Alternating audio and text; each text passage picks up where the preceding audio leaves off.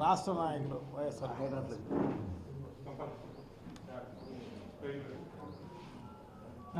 తెలుసా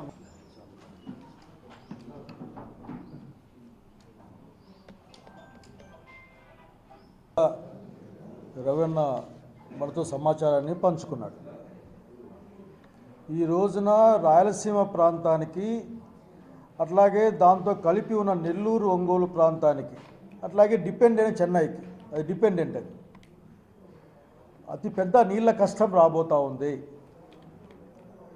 నీళ్ళంటే ఏమాత్రం పట్టింపు లేని చంద్రబాబు నాయుడు, వ్యవసాయం అంటే కొద్దిగా కూడా ఇష్టం లేని చంద్రబాబు నాయుడు దండగా అని చెప్పి చంద్రబాబు నాయుడు గారు పరిపాలనలో ఉన్నారు. వాళ్ళ బాగోగులు చూసుకోవడం తప్ప ఈ ప్రాంతం గురించి మాట్లాడలేని డీసీఎం గారు ఉన్నారు. ఈ సందర్భంగా రాయలసీమ ప్రజలు ఈ రోజున ఎదురు చూస్తూ ఉన్నారు, ఈ ప్రాంతాన్ని ఏ విధంగా కాపాడుకోవాలని. మొత్తం ఈ రాష్ట్ర ప్రజల భవిష్యత్తు కోసం, రాష్ట్ర ప్రజల మేలు కోసం ఆలోచించే వైఎస్ఆర్ కాంగ్రెస్ పార్టీ ఈ రోజున కృష్ణా పరివాహక ప్రాంతంలోని రాయలసీమ, దాని అనుబంధంగా ఉన్న జిల్లాల యొక్క బాగు కోసం ఈ రోజున తీవ్రంగా ఆలోచిస్తూ ఉంది. కనీసం చీమ కుట్టినట్లు కూడా ఈ ప్రభుత్వానికి లేదు.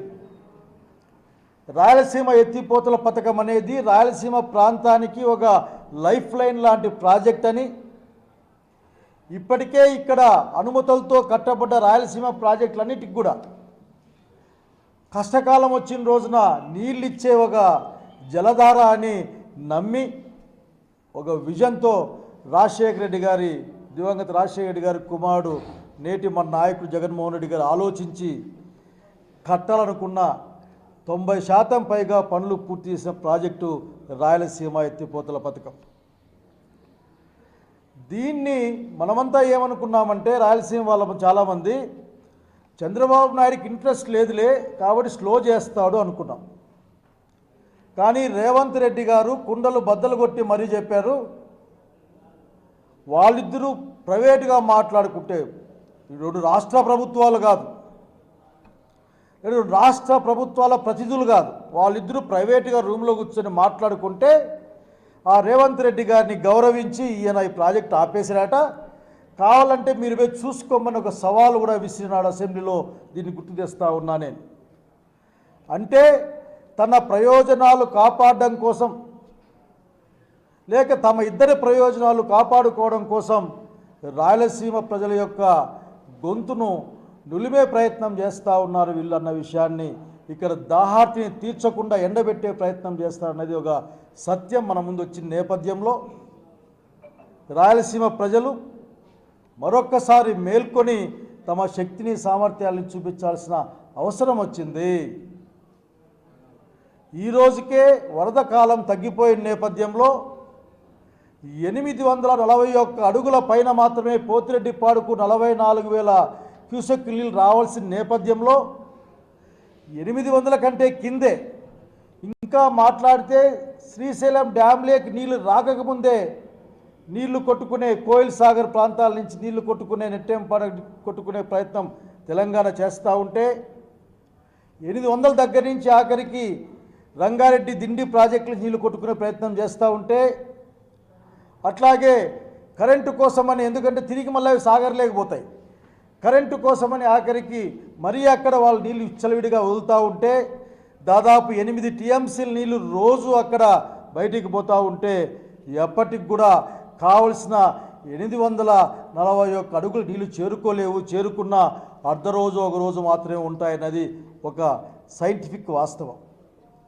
దీన్ని గుర్తించడానికి నిరాకరిస్తున్న చంద్రబాబు నాయుడు గారు చెప్పాలనుకుంటా ఉన్నాం. ఇటువైపున కేవలం 0.6 టీఎంసీ మాత్రమే మలయాళ దగ్గర నుంచి కానీ ఇంక వేరే ప్రాంతాల నుంచి 0.6 మాత్రమే మనం కొట్టుకుంటాం. విజన్ ఉన్న, అట్లాగే బాధ్యత కలిగిన బిడ్డ జగన్మోహన్ రెడ్డి గారు 88,000 క్యూసెక్కుల నీళ్లు కొట్టాలి, వితిన్ షార్ట్ టైం తెచ్చుకోవాలి, అన్ని ప్రాజెక్టులకు నీళ్లు ఉండాలనే ఉద్దేశంతో పెట్టిందని, కేవలం జగన్మోహన్ రెడ్డి గారికి పేరు వస్తుందని. ఆ ప్రాజెక్టు మీరు ఆపేశారని మేమంటే మీరేం సమాధానం చెప్తారు ముఖ్యమంత్రి గారు చెప్పాల్సిందిగా కోరుతా ఉన్నాం. చూస్తూ ఊరుకోవడానికి సిద్ధంగా లేము. ఇక్కడ చాలా అన్యాయం జరుగుతుంది. అసలుకి మా జీవితాలే ప్రశ్నార్థకంగా మారుతూ ఉన్నాయి.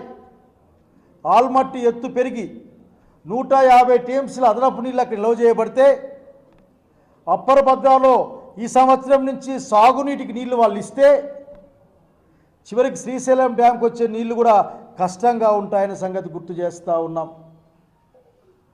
అనంతపురం లాంటి జిల్లా అయితే ప్రత్యక్షంగా దెబ్బతినిపోతాయి. ఇంకేం మాట్లాడే మాట ఏం లేదు.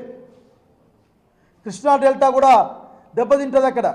కానీ ఇవన్నీ ఏమో చంద్రబాబు నాయుడు గారికి పట్టవు. కేవలం అమరావతి రాయలసీమను దోచుకెళ్ళి లేక రాయలసీమ ప్రాజెక్టులను తీసుకెళ్ళి ఆ అమరావతిలో పెట్టుకొని మాకు అన్యాయం చేయడం తప్ప ఇంకొకటి లేదన్న సంగతి స్పష్టంగా చెప్పే ఈ కాలంలో మేము అడిగేది ఒక్కటే, ఈ బాధ్యత తీసుకోవడానికి వైఎస్ఆర్ కాంగ్రెస్ పార్టీ జగన్మోహన్ రెడ్డి గారి నాయకత్వాన సిద్ధంగా ఉన్న విషయాన్ని ప్రజల పక్షాన తెలియజేస్తూ ఉన్నాం.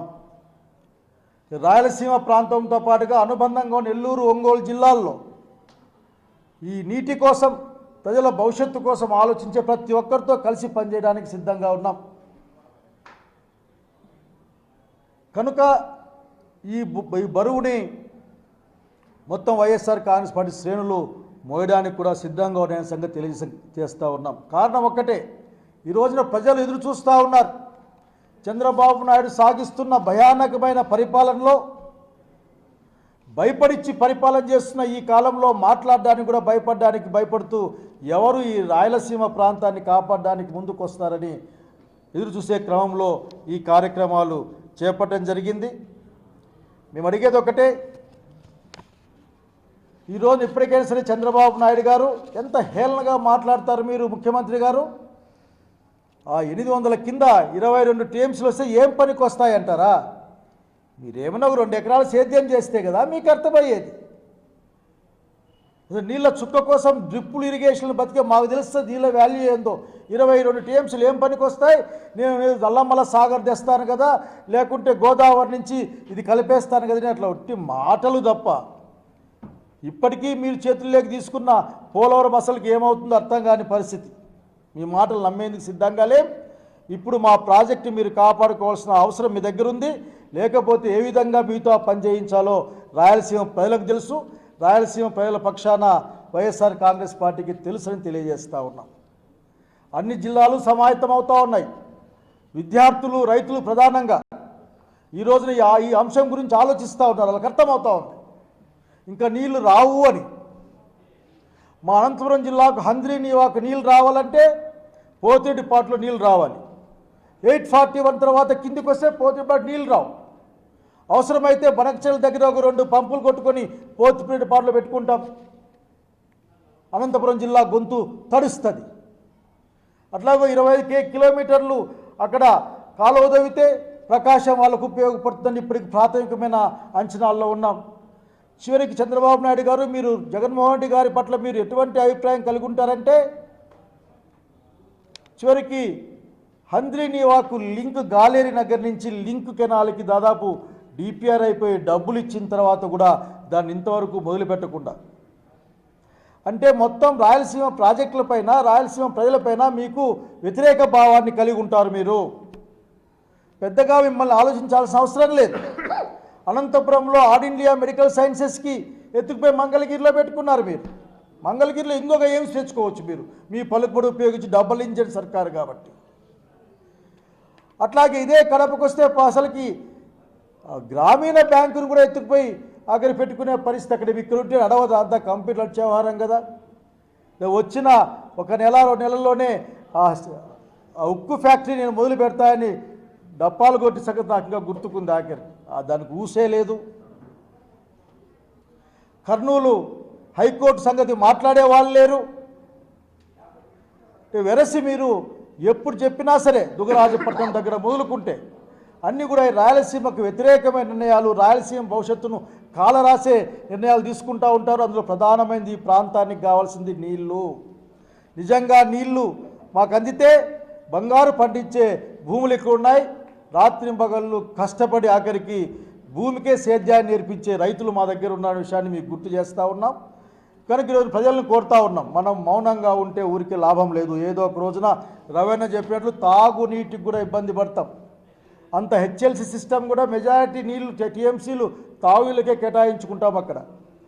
కాబట్టి పెద్దలారా, స్నేహితులారా, ఇది ఏమాత్రం ఉపేక్షించడానికి వీలు కాని సమయంలో మనం ఉన్నాం. దాంట్లో భాగంగానే